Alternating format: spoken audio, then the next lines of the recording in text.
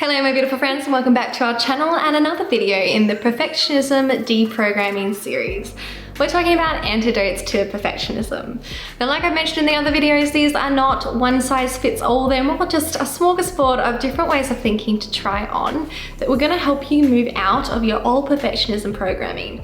Because as we work to deprogram those perfectionistic thoughts, we need to replace them with more useful thoughts. Thoughts that are more aligned with who you are and what you want. We choose thoughts not based on what is a good thought or a bad thought, but what thoughts serve you in terms of the outcomes that you want to create. Whether that's the experience that you want to have in your life or results that you want to create in your life. So let's get on to today's antidote, which is the hard thing is not always the better or superior thing to choose. This is a very common thought in the minds of perfectionists that I see. We have this dichotomy in our mind that the hard thing is the good, superior, or even moral thing. And choosing the easy thing is the lazy, bad, or even immoral thing to do. That we must always work hard. We must always be maximally exerting ourselves. And what's happening here is we've got this false dichotomy of hard is good and easy is bad. It's an oversimplification that's colored by what a lot of us learn in school over our last generation or so, which is this meritocracy mindset. We're told that and we take on that. As long as we work hard, we'll get whatever we want. But I think most of us know by now that that's not quite how the world works. The world is fraught with bias, including privilege, and your hard work doesn't always translate to good outcomes. But what I want you to think about today is the fact that hard work doesn't actually necessarily correlate with anything good at all. Sometimes the hard work can be hard work for no good reason. Let's talk about it. So to start with, here are a couple of reasons that you might want to question this way of thinking that the hard way, the hardest thing, is always the best thing for you. Firstly, if you continue to believe that picking the hardest thing, choosing the hardest way is the best thing and the right thing for you to do, you might find yourself making things harder than they need to be.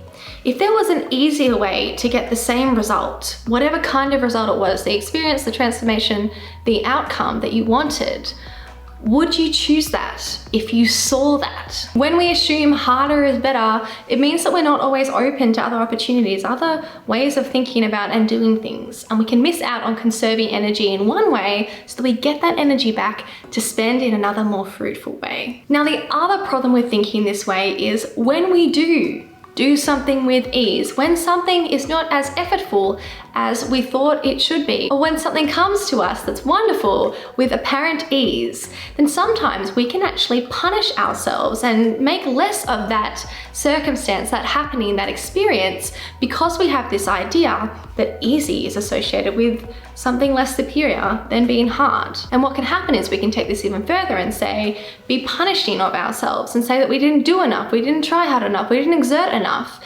because of the fact that it was easy for us. And aside from all the other ways that that can make you make bad decisions, just that punishment in itself, that self-doubt and self-criticism that comes with that punishment may have been totally unnecessary, but you're still inflicting it on yourself just because of this false dichotomy, this black and white perfectionistic thinking. So I want to give you a bit of a framework to think about this in a different way, as opposed to our old perfectionistic black and white false dichotomy thinking way. So let's start with why we decide to do what we do. Why are we doing any of this? Why are we doing this hard thing? Broadly, there are three different outcomes to what we are doing, what we are aiming for, the goals we take on, the challenges we take on. First, we can do something for the experience. Simply the experience, moment to moment, of doing the thing, living in that experience. Secondly, we can do something for the attainment of the end goal, for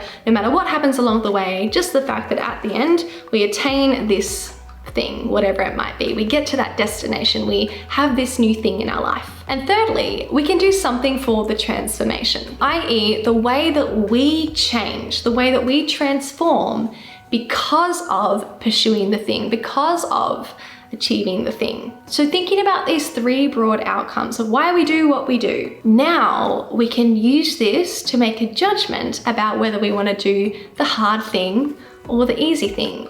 What serves us based on what outcome we want here. In general, we will choose to do a hard thing because the hard thing is associated with a transformation outcome. When we do a hard thing, it applies a stressor to us, a challenge that we need to adapt to so that we can overcome it and achieve what we wanted to achieve. So choosing the hard thing in life is often appropriate when we're aiming for a transformation. So that leads us to the next question. What kind of transformation do we want? How do we want to transform? What exactly do we want to adapt to? Because that will help us choose when to do the hard thing and when something other than the hard thing is a good thing. And we make these decisions keeping in mind that we only have the capacity to transform and adapt so much in our human ability, right? We can't go from being somebody who lifts a 1 kilogram weight to a 100 kilogram weight between one day and the next day.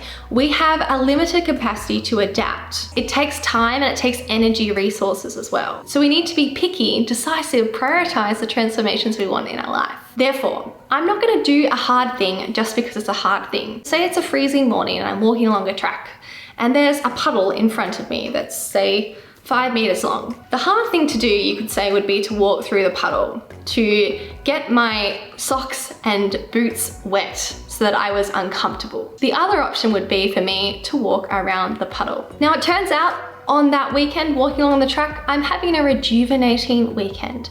I'm recovering, resting, and restoring from the hard work and the transformations that I've been working towards purposely throughout the week. In that case, I don't want to choose to be uncomfortable.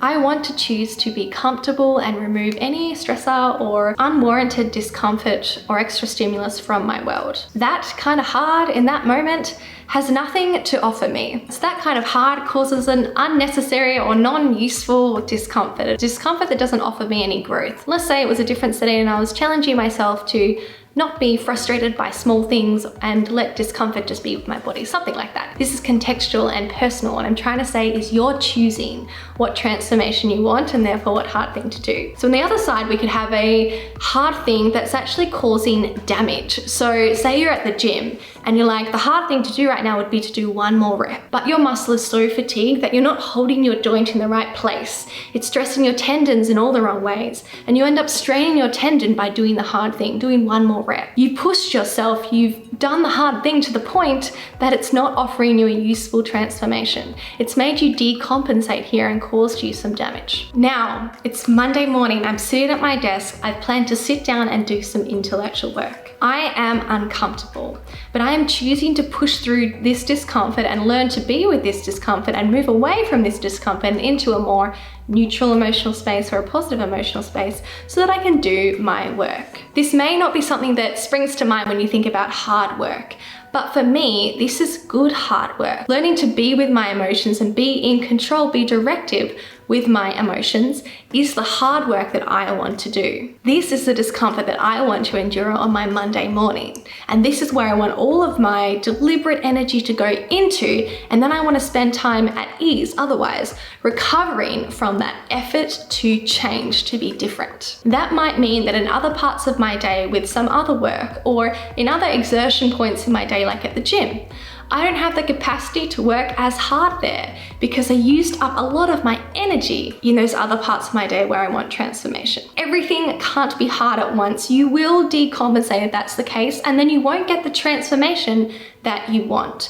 Remembering, often when you want to do the hard thing, it's because of the transformation that you want. So what you need to get really clear on is what transformation you want from your hard thing, and otherwise you can let things be easy. Thank you guys so much for watching this video. Let me know your thoughts down below and I'll see you guys in my next one.